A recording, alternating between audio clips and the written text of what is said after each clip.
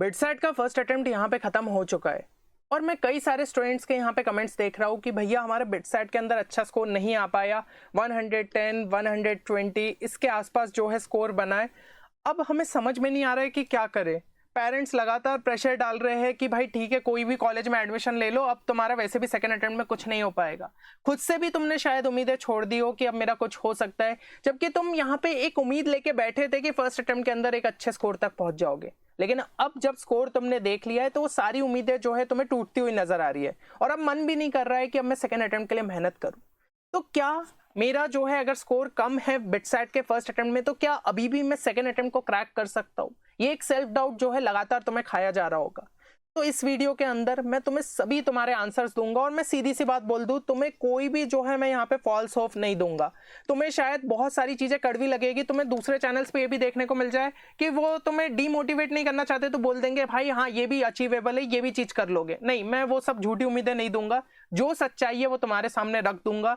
अब आगे तुम्हें डिसाइड करना है कि कैसे तुम जो है उस चीज को यहाँ पे अचीव कर सकते हो।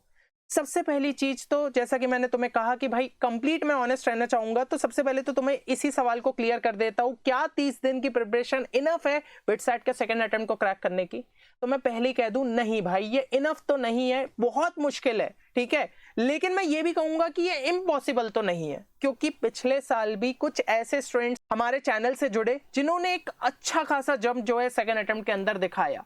रीजन बीइंग कि उन्होंने जो है ना कंसिस्टेंसी को नहीं छोड़ा, उन्होंने जो है यहाँ पे बिटसेट की एग्जाम को समझ लिया कि एक्चुअल में उसकी रिक्वायरमेंट क्या रहती है, तब जाके वो उस टारगेट को अचीव कर पाए थे। तो तुम में से जो स्टूडेंट्स उस चीज को यहाँ पे समझ लेते हैं ना, डेफिनेटली इस एग्जाम को वो अच्छे तरीके से जो है क्रैक कर सकते हैं। अब तुम्हें कई सारे लोग आ जाएंगे नेगेटिविटी फैलाने कि भाई जिनका 2 साल की प्रिपरेशन से नहीं होता और तू सोच रहा है कि सिर्फ 30 दिन की प्रिपरेशन से हो जाएगा। नहीं यार, चीजें डिफरेंस क्रिएट होता है ना। ये 2 साल प्रिपरेशन वाले फर्स्ट अटेम्प्ट में भी क्यों फेल हुए? अगर 2 साल के प्रिपरेशन ही काफी होती है तो आखिर फर्स्ट अटेम्प्ट में वो फेल क्यों हुए? क्योंकि शायद चीजें उन्होंने जो है उस हिसाब से नहीं करी जो कि बिटसेट के लिए रिक्वायर्ड थी। लेकिन अगर तुमने स्मार्टनेस दिखाते हुए वो 30 दिन के अंदर वो चीजें कर दी जो कि बिटसेट में रिक्वायर्ड है, तो शायद तुम इस एग्जाम को अच्छे तरीके से क्रैक कर सकते हो। और सबसे बड़ा फैक्टर ये है, तुम्हारे पास अब खोने को कुछ नहीं है, क्योंकि किसी ने तुमसे उतनी उम्मीदें ही नहीं बांधी है तुम्हारे फर्स्ट अटेम्प्ट के स्कोर देखने के बाद। लेकिन अब अगर तुम जो है एक अच्छा बाउंस बैक दिखा देते हो, तो भाई लोग तुम्हें जो है मान जाएंगे कि ये बंदे में अलग ही पोटेंशियल है जो कि 30 दिन में एक अच्छा रिजल्ट जो है प्रोड्यूस कर सकता है। तो तुम्हें खुद के लिए एक जो है स्टोरी यहाँ पे लिखनी पड़ेगी। अब कुछ 4 चीजों पे जो है मैं इस वीडियो में प्रॉपर तरीके से बात करने वाला हूं। सबसे पहले रियलिस्टिक टारगेट तुम्हारा क्या होना चाहिए सेकेंड अटेम्प्ट के अंदर। दूसरी चीज, उस टारगेट को अचीव कैसे किया जा सकता है। तीसरी चीज, कौन कौन से कंपोनेंट्स है जो कि एसेंशियल है ताकि हम जो है यहाँ पे वेबसाइट में एक अच्छे स्कोर तक पहुंच पाए। और चौथी चीज कि सोर्सेस कौन से फॉलो करना है। तो हर एक चीज इस वीडियो में बताऊंगा, वीडियो को एंड तक जरूर देखना। अब सबसे पहली चीज कि तुम्हारा टारगेट क्या होना चाहिए। ज्यादातर स्टूडेंट सोच रहे होंगे भैया मुझे तो CSE ही चाहिए, 330 का स्कोर। पर भाई एक बार अपने फर्स्ट अटेम्प्ट के स्कोर पे तो नजर डाल लो। अगर तुम्हारा 110 के आसपास है और तुम सोच रहे हो 330 की जंप, तो भाई कोई तुम सुपर ह्यूमन तो हो नहीं कि इस टाइम पे एकदम से चीजें हो जाएगी, ना ही बिटसेट हलवा है ना। तो अपन रियलिस्टिक जो है पहले बातें यहाँ पे करेंगे, उसके बाद ही तो ये टारगेट के बारे में सोचो। तो रियलिस्टिक तुम्हें यहाँ पे क्या टारगेट लेते हुए चलना चाहिए कि कम से कम मैं जो है कट ऑफ के आसपास तक तो पहुंचू, सबसे पहले 230 240 तक जो है पहुंच जाऊं, तब जाके जो है मैं कम से कम यहाँ पे एक अपनी सीट सिक्योर कर पाऊंगा बिट्स पिलानी के अंदर। अब उसके अंदर क्या ये स्कोर फिर इन स्टूडेंट्स के लिए कभी भी पॉसिबल नहीं है।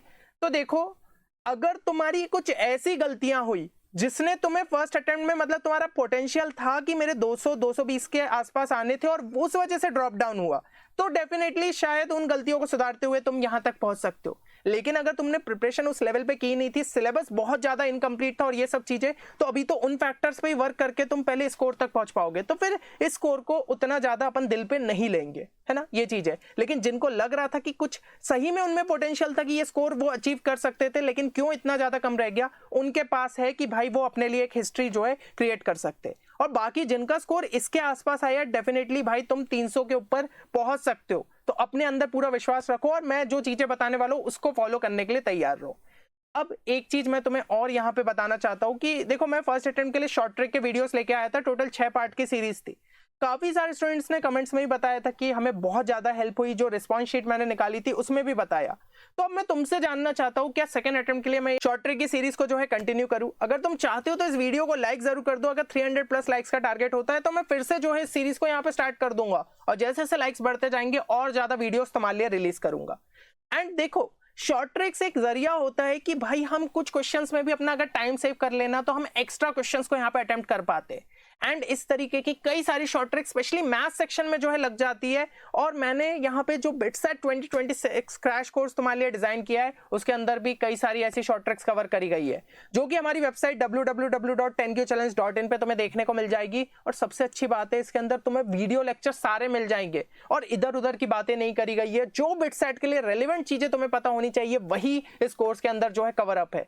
और डीबीबी इसमें भी इतने ज्यादा रेलिवेंट प्रॉब्लम्स है कि कुछ तो डायरेक्टली यहाँ पे तुम्हारे रिपीट हुए फर्स्ट अटेम्प्ट के शिफ्ट्स के अंदर, जैसे जैसे हमें स्टूडेंट से यहाँ पे रिस्पांस मिलते गए। फिर उसके अलावा जो है शॉर्ट नोट्स के थ्रू तुम अपने फॉर्मूले अच्छे तरीके से रिवाइज कर पाओगे। 10 मॉक टेस्ट तो मिल ही रहे, 5 एक्स्ट्रा मॉक टेस्ट और जुड़ जाएंगे based on the first attempt data. तो इस कोर्स को तुम आराम से जो है यहाँ पे कंप्लीट कर सकते हो बिफोर योर सेकंड अटेम्प्ट और एक अच्छे स्कोर तक पहुंच सकते हो। इसके अलावा तुम्हें डाउट सॉल्विंग सपोर्ट हमारी वेबसाइट पे मिल जाएगा, मेंटरशिप मिल जाती है थ्रू द लाइव सेशंस। तो भाई कंबाइंड कोर्स है जो कि तुम्हें बिटसेट क्रैक करने में बहुत ज्यादा हेल्प कर सकता है। और भी एक स्पेशल ऑफर है जिसमें ड्रीम बिट्स कूपन कोड को अगर तुम अप्लाई करते हो तो केवल 3999 पे तुम्हें ये कोर्स जो है मिल जाएगा। तो बाकी कोर्स रिलेटेड अगर कोई भी क्वेरी है, you can call our team at this number. अब हम चलते हैं सबसे पहले कि 240 के आसपास का जो वो स्कोर निकालना है वो कैसे अचीवेबल है ना, जो है प्रैक्टिकली समझते कि कैसे जो है ये चीज हम अचीव कर सकते। तो सबसे पहले 80 क्वेश्चन लगभग जो है अपने करेक्ट होने चाहिए। तो उसके लिए भाई 90 क्वेश्चन तो अटेम्प्ट करो कि चलो 7-8 गलत हो गए है ना, 82 के आसपास सही हो गए तो अपन भाई यहाँ पे आसपास तक जो है पहुंच सकते। तो 90 आउट ऑफ 130 मतलब कि 70% क्वेश्चंस को तुम्हें टारगेट करना है। सबसे पहले यही टारगेट जब अपन को थोड़ा सा ऐसे अचीवेबल सा लगे, क्योंकि 100% क्वेश्चंस पे अगर भागोगे तो पूरा भाई मतलब इस तरीके से डिस्ट्रैक्शन हो जाएगा। ये 70% क्वेश्चन शॉर्ट तुम मान के चलो कि तुम्हें सही करने हैं या फिर कम से कम अटेम्प्ट अच्छे तरीके से यहाँ पे करने। Now out of this 90 questions जो कि तुम अटेम्प्ट करने की सोच रहे हो, उसमें से एलआर एंड इंग्लिश पे तुम भाई खासा फोकस कर लो, क्योंकि अगर यहाँ पे तुमने 25 के आसपास करेक्ट कर लिए तो मतलब भाई तुम्हारे 75 के आसपास जो है स्कोर बन सकता है केवल इस सेक्शन के अंदर। जो 1/3 तुम्हारा काम है बिटसेट एग्जाम में अपने टारगेट को अचीव करने का, वो तुम्हारा यहाँ पे पूरा हो सकता है। तो डेली का बस टारगेट तुम्हें क्या करना है, 40 क्वेश्चन जो है यहाँ पे कम से कम प्रैक्टिस की रखो। 40 × 30 अगर भाई तुमने ये एक महीने भी ढंग से फॉलो कर लिया, भाई 1000 से 1200 क्वेश्चन लग गए तुम्हारे, लगभग सारी वैरायटी पे जो है एक कमांड बन जाएगा। बस इसको प्रॉपर टाइमर के साथ प्रैक्टिस करना ताकि अपनी स्पीड को लगातार तुम जो है इंप्रूव कर पाओ। इसके अलावा जो है न्यूज आर्टिकल की रीडिंग की जो है आदत डाल लेना, ताकि कुछ नए वर्ड्स भी सीखते जाओ। डिक्शनरी साथ में रखना, उसके मीनिंग जो है तुमने यहाँ पे चेक कर लिए या फिर गूगल पे जो है सीधा चेक कर लिए। और अपनी रीडिंग स्पीड इंप्रूव करो, जितना जल्दी पढ़ पाओ उतना बेटर, क्योंकि ये सिर्फ इंग्लिश सेक्शन में मदद नहीं करेगा, तुम्हारी क्वेश्चन सॉल्विंग की स्पीड को भी बढ़ाता है। क्वेश्चन को गेन करने के लिए कि भाई आखिर चीजें क्या लिखी थी, कैसे जो है कौन सा चैप्टर उसके अंदर इन्वॉल्व था, कौन सा टॉपिक इन्वॉल्व था। तो ये बहुत अच्छी एक्टिविटी है, सिर्फ 10 से 15 मिनट करके देखो, तुम्हें डेफिनेटली यहाँ पे फायदा देखने को मिलेगा। बाकी अगर देखो तुम पीसीएम को लेकर कॉन्फिडेंट हो तो भाई एलआर एंड इंग्लिश का हमारा एक स्पेसिफिक कोर्स है जो कि तुम चेक कर सकते हो। और उसके अंदर तुम्हें क्या क्या मिल जाएगा, एलआर एंड इंग्लिश के वीडियो लेक्चर्स रिकॉर्डेड फॉर्मेट में, प्रैक्टिस शीट्स मिल जाती है, सभी जो टॉपिक्स तुम्हें पूछे गए, इवन मिसलेनियस टॉपिक जो कि ब्रोशर में नहीं दिए रहते वो भी तुम्हें यहाँ पे कराए गए, और 5 सेक्शनल टेस्ट देखने को मिल जाते। या फिर तुम्हें लग रहा है कि मॉक टेस्ट देना है, क्योंकि जो कि तुम्हें देना ही है सेकंड अटेम्प्ट के पहले, तो बहुत रेलिवेंट मॉक टेस्ट तुम्हें देखने को मिल जाएंगे। और जैसा कि मैंने क्रैश कोर्स में बताया ना, 5 एक्स्ट्रा मॉक टेस्ट जोड़ेंगे तो वो तुम्हें इसमें भी देखने को मिल जाएंगे। 20 अप्रैल तक जो है दोनों के अंदर ही कोर्सेस में अपडेट हो जाएंगे। तो इन पे भी जो है स्पेशल डिस्काउंट कूपन कोड चल रहा है, जिनको तुम अप्लाई करके और ज्यादा जो है कोर्सेज को अपने अफोर्डेबल बना सकते हो। अब हम जो है पीसीएम पे आते हैं, क्योंकि लॉजिकल रीजनिंग और इंग्लिश के थ्रू हम जो है एक डिसेंट स्कोर तक पहुंच जाएंगे, लेकिन अब बाकी बचे हुए का क्या करें। तो देखो पीसीएम में तुम्हें जो है अगर ये जो 65 प्लस क्वेश्चंस को अटेम्प्ट करना है, उसके लिए मेजॉरिटी क्वेश्चंस तुम अटेम्प्ट सिर्फ इंपॉर्टेंट फॉर्मूले से उनके एप्लीकेशन के बेसिस पे कर सकते हो। ये चीज तुम्हें फर्स्ट अटेम्प्ट के बाद देते हुए समझ में आ जानी चाहिए। अब हमारा मन क्या रहता है, हमारा पूरा जो है पूरे पेपर पे जब ध्यान जाता है ना, तब हमें लगता है कितने सारे क्वेश्चंस तो डिफिकल्ट भी पूछे गए थे, लेकिन भैया ये जो 65 के आसपास क्वेश्चंस थे ना पीसीएम के, वो ऐसे थे जो कि डुएबल थे। लेकिन जब कुछ अच्छे क्वेश्चन दिख जाते हैं या फिर थोड़े अजीब टाइप के क्वेश्चन दिख जाते हैं ना, पूरा दिमाग ही डिस्ट्रैक्ट हो जाता है कि वो इजी भी अपन को क्लिक नहीं करते। तो तुम्हें तो इनके प्रति यहाँ पे सिलेक्टिव रहना है, और एटलीस्ट इनमें से 10 से 12 क्वेश्चन, यकीन मानो भाई मैंने उन स्टूडेंट से बात करी है जिनका यहाँ पे स्कोर 280 310 इसके आसपास आया है। उन्होंने ये चीज मानी है कि कुछ क्वेश्चन तो डायरेक्टली स्मार्ट टेक्निक या फिर शॉर्ट ट्रिक के थ्रू जो है सॉल्व हो रहे थे, सब्स्टिट्यूशन, ऑप्शन एलिमिनेशन ऐसे करके जो है सॉल्व हो जा रहे थे। तो भाई पेपर में तुम्हें वही चीज बोल रहा हूं, पैनिक नहीं क्रिएट करना है, नहीं तो हर क्वेश्चन जो है फिर डिफिकल्ट लगने लगता है। तो इस चीज को लेकर थोड़ा सा यहाँ पे जो है कॉन्फिडेंट रहो। अच्छा, पर क्या सिर्फ फॉर्मूले से जो है काम हो जाएगा? क्योंकि फॉर्मूले तो हमने भैया फर्स्ट अटेम्प्ट के लिए पढ़ के गए थे, पता चला क्वेश्चन ही नहीं बन रहे। तो दिक्कत ये थी, फॉर्मूला पता होने से कुछ नहीं होगा, वो फॉर्मूला अप्लाई कैसे किया जाता है वो तुम्हें पता होना चाहिए, है ना। तो ये चीज जो है क्वेश्चन की लैंग्वेज को क्लियर करते हुए तुम्हें जो है बनना चाहिए, उसका अप्रोच कैसे रहेगा। ऐसा नहीं कि कोई एक भी स्टेप गलत करती है तो फिर भाई आंसर भी गलत हो जाएगा। तो अब ये चीज कैसे अचीव करें, इसके लिए बहुत ही सिंपल सी टेक्निक बता रहा हूं जिसके थ्रू तुम्हारे ज्यादातर फॉर्मूलेस की अंडरस्टैंडिंग बहुत अच्छे से हो जाएगी। सबसे पहले तो उस फॉर्मूले को जो है अच्छे तरीके से मेमोराइज कर लो और उसके टर्म्स को जान लो। ये नहीं होना चाहिए कि तुम एग्जाम में जो है फॉर्मूला ही भूल जा रहे हो और जो फॉर्मूले याद नहीं रहते। एक पेपर पे अच्छे तरीके से उन फॉर्मूलेस को लिख के, फिजिक्स केमिस्ट्री मैथ्स सबके जो भी फॉर्मूलेस तुम्हें याद नहीं रहते, अलग से अलमारी पे चिपका लो, अपनी स्टडी डेस्क पे चिपका लो, जहां जहां चिपका सकते हो। बार बार नजर पड़ेगी, कुछ ना कुछ चीजें जो है तुम्हें यहाँ पे रिटेन रहेगी और एग्जाम में तुम बेटर तरीके से यहाँ पे कर पाओगे। दूसरी चीज, उस फॉर्मूले के जो है कम से कम 2 से 3 सॉल्व्ड एग्जांपल तुम्हें देखने उस फॉर्मूले से रिलेटेड। तुम अगर गूगल पे भी सर्च करोगे तुम्हें वैसे दिख जाएंगे सॉल्व्ड एग्जांपल, नहीं तो कोई भी अच्छी बुक्स अगर तुम यहाँ पे रेफर करते हो तुम्हें सॉल्व्ड एग्जांपल्स देखने को मिल जाएंगे। एंड 1 से 2 क्वेश्चन तुम्हें अपने आप से जो है प्रैक्टिस करने रहेंगे। तो ये स्टेप्स अगर प्रॉपर तरीके से तुम फॉलो करते हो तो भाई वो फॉर्मूलेस तुम्हारे और अच्छे से क्लियर हो जाएंगे। देखो, जो ऑलरेडी अच्छे से है तुम्हारे चैप्टर, उनके लिए मैं ये चीज नहीं बोल रहा हूँ क्योंकि फिर टाइम बहुत ज्यादा चले जाएगा, लेकिन जहां चैप्टर्स में तुम थोड़ा सा स्ट्रगल कर रहे हो उसके लिए ये टेक्निक बहुत ज्यादा कारगर रहेगी तुम्हारे लिए।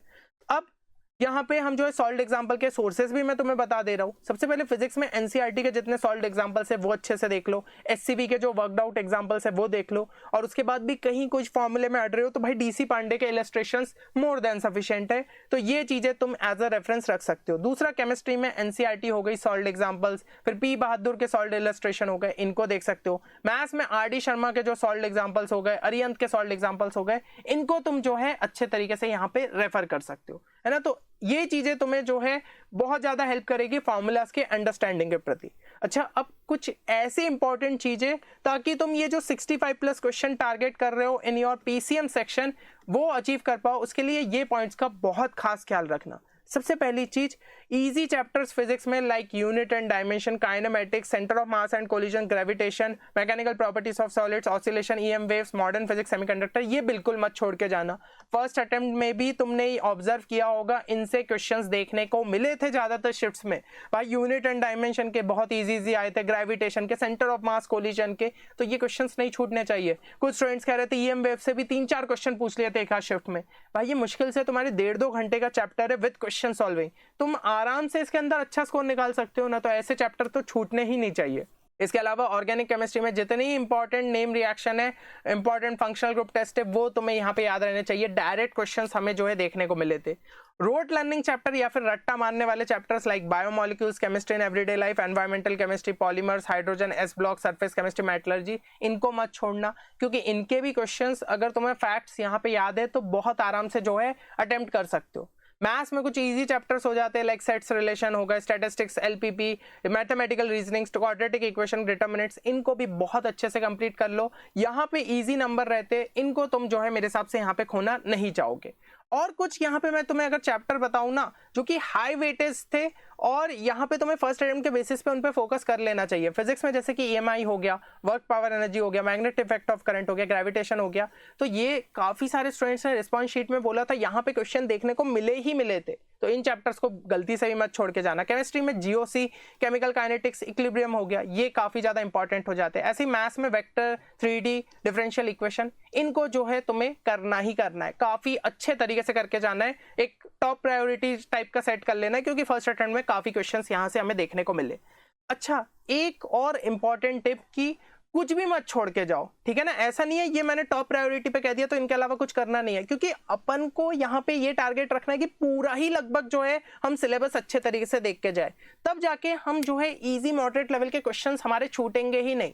तो अब तुम्हें लग रहा होगा कि रोटेशनल मोशन और इलेक्ट्रोस्टैटिक्स तो काफी ज्यादा जो है यहाँ पे लेंदी चैप्टर है, मैं पढ़ने बैठा पता चला 10 दिन के अंदर वही समझने में चला जाएगा, तो उतने डेप्थ में जाना ही नहीं है ना। यहाँ पे कोई जेई एडवांस लेवल का तो क्वेश्चन पूछा नहीं जाएगा।